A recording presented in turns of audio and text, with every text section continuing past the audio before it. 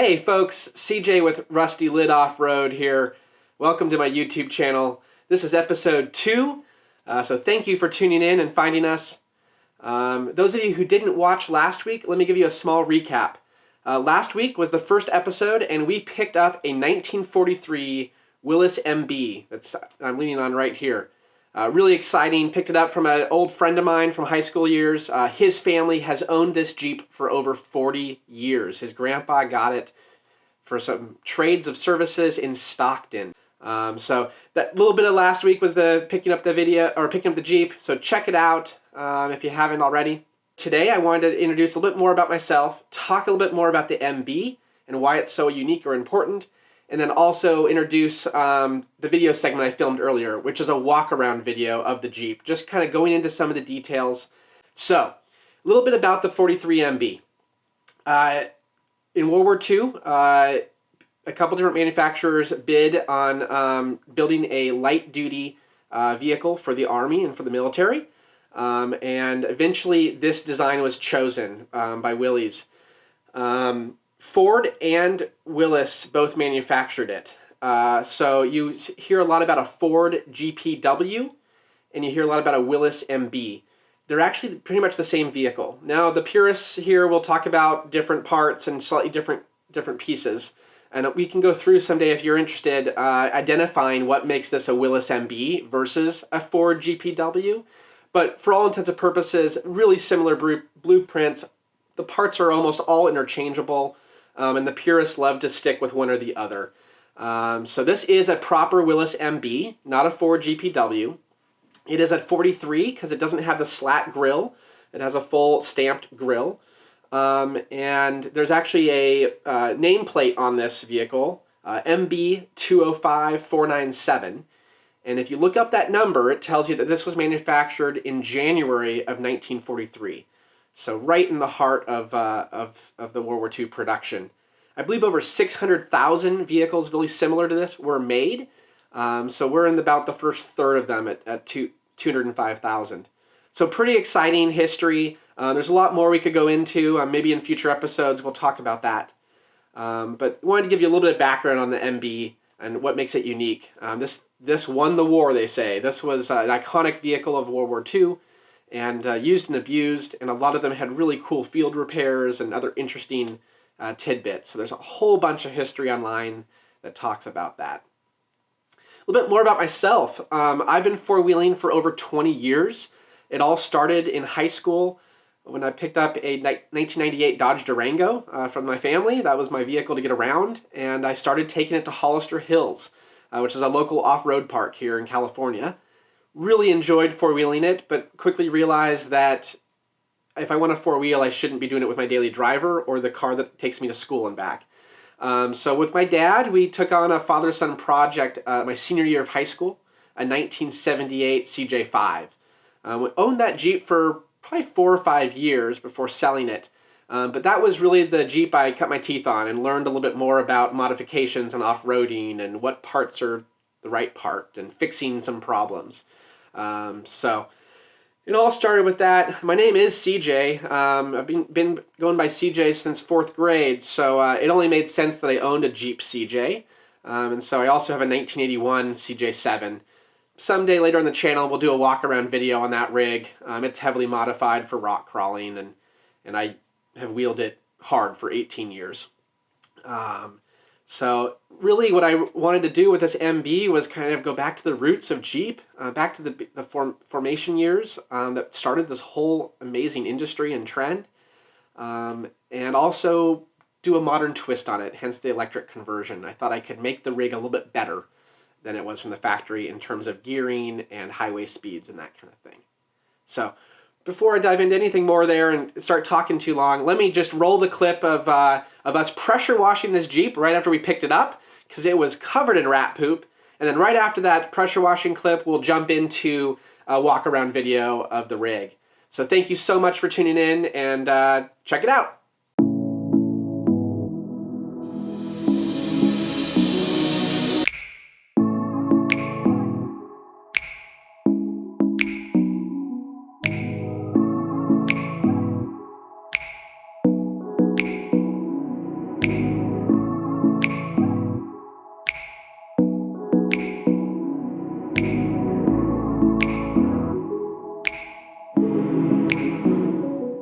right, folks.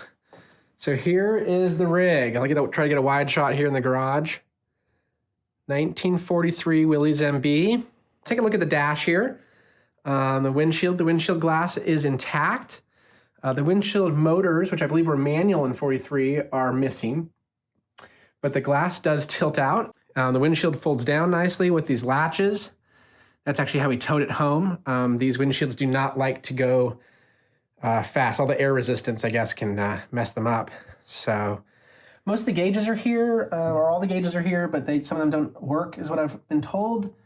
But the fuel pressure gauge, or the fuel gauge, level gauge did work. And I do have a new speedometer cable, so hopefully we can get that working as well.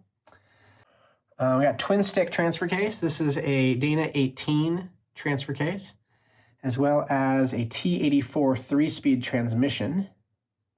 Fun fact about the Dana 18s in the World War II Jeeps, the early ones only had a little less than a 2-to-1 low range ratio. Later Dana 18s, I think I said T18 earlier, sorry, Dana 18 transfer cases had a better low range. All right, let's go onto the engine bay and take a look. See, the grill is all in good shape. Someone welded tow bar brackets to this at some point in the bumper. If you've been paying attention to the Instagram posts and whatnot, you'll see that this vehicle has a different tire on each corner. So there's 4 different tires on it. I told you to talk about the engine, so let's pop the hood and check it out.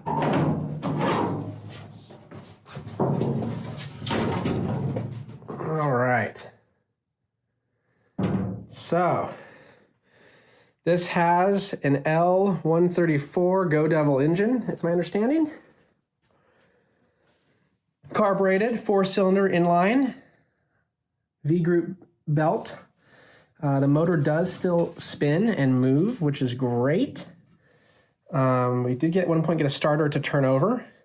That was 2 years ago, though.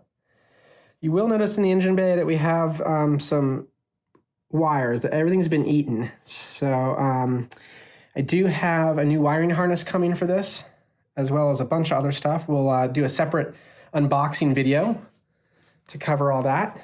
And you'll see a more modern alternator down there, and that is because this has been converted to a 12-volt conversion.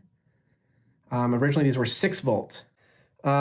This motor is not original, we think. Obviously, the top, the head, there was some head work done in the 60s, it looks like, in Stockton. There's a placard on the motor. And we don't know if the bottom block is original. It probably is. So in this case, part of the motor is original and part of it isn't. So pretty cool. And then I believe down below, we have a Dana 25 front axle and the kind of the crazy steering setup. We'll be diving more into those shortly. And then the passenger actually sits on top of a cool storage compartment. So this seat folds up, and there's a cool little storage compartment, which might come in handy. The person I bought it from, an old friend of mine, used to drive this to high school. What you might have noticed is different, as I'm showing you a walk around, and I haven't talked about it yet, is that this had a weird roll bar on it when we first picked it up. And you can see some rusty spots here and some bolts that were cut off along the tub here. Well, that was a pipe, like a metal pipe roll cage with threaded couplings. By no means really probably very useful in a rollover. But in general, it was really pretty ugly, and it had a weird kind of, I think probably an aftermarket CJ2A railing that went around that you grabbed onto these rusty spots with brackets. So I decided to take that off because it was not original to the era. And you can see where the, right here you can see where the roll cage mounted to the tub. You'll notice there is a spare tire carrier. Willys MB's had the spare tire on the back. Notice there is no tailgate. Whereas the CJ2As and later had tailgates, I believe. But they also mounted the spare tire on the side. And that's where this big rusty spot is that where that carrier was. So one of the other first things I took off was this. And it was partially because it didn't belong on the rig, but also because it's right in my walkway for where I do laundry. And I didn't want to be running into it all the time. And then we have a tow bar back here, a tow bracket. a hitch. However, the cross member is a little bent. These are all welded together, and it definitely took a hit at some point. Someone maybe put a hook on here and pulled back, maybe a tow truck at some point. So we're going to see what we can do to massage that back into place. I'd like to not have to re-weld and cut out that whole cross member, but I might have to. And then in the back here, I believe we have what we call a Dana 27. I'm not 100% sure. There's a lot of misinformation going around. It does look like either the front or rear axles out of a different Jeep or was swapped in at some point because they're painted different colors. What's really neat about the rear axle, though, it's a full floater. So it's got a flanged side. Some of you paying attention to the Instagram feed might have seen this as one of the first images. So it's a full float rear end.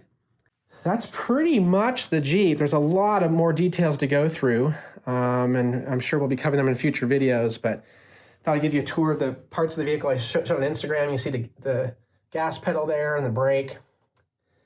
The dash is missing a lot of things, so I've got a couple new knobs coming, a manual throttle cable. We'll be cleaning up the dash as well. But really excited to take in a quick tour of the Jeep. Folks, thank you so much for going on that tour with me around the Jeep. It was fun to kind of film and share some of the details about it, find out some of the pieces that we got to work on and whatnot. But really excited also to share next week's video with you where I have this mountain of boxes that I open up. I've been ordering parts every day of the week pretty much for this rig. Some of them are factory replacement parts. Some of them are upgrades. So we'll be covering the disc brake kit that we're going to be using to upgrade these axles to disc brakes to help that stopping power. But really just appreciate authentically you coming on this journey with me as we look to get this vehicle back on the road and even explore what an electric conversion looks like on an almost 80-year-old rig. So to not miss a single moment of the action, please subscribe, like, and hit that notification bell so you don't miss anything. Thank you so much for tuning in. See you next week.